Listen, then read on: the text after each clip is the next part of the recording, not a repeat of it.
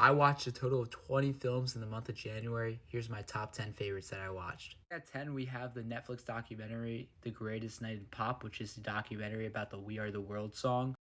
Really a well made documentary about the song that had a lot to go into it that I don't think anybody really knew about. And it's also pretty emotional and edited very well.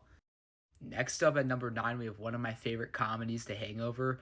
I honestly love this movie. I think it's hilarious and one of the funniest movies ever, and watching this with your friends just makes it even more elite.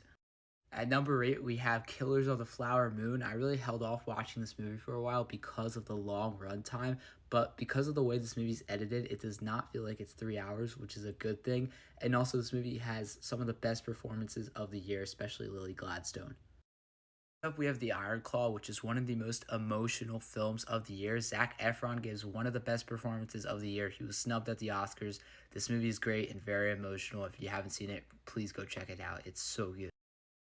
Next up, I watched American Fiction, and this is one of the funniest movies of the year, and honestly, one of the funniest movies I've seen in a while. Jeffrey Wright finally gets the shining role instead of being a supporting role, and he definitely delivered in this film. His performance and a ton of other performances in this film are incredible.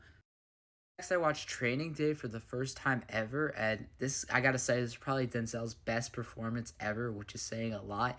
And same with Ethan Hawke. I think they were both incredible in this movie. It's a great movie with a lot of interesting twists that I did not see coming.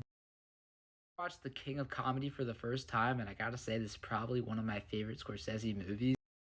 De Niro gives a very disturbing performance in this film, but I think it's one of his best ever. Then, because I watched The King of Comedy, I had to watch The Joker again, and this is one of the best comic book movies ever. Joaquin Phoenix gives one of the best performances ever as Joker. This movie's incredible, and that's why it's as high on the list. Then for my runner-up on this list, we have The Holdovers. This is honestly my favorite film of 2023. I watched it twice in January. It's such a simple film, but the impact of it is so big.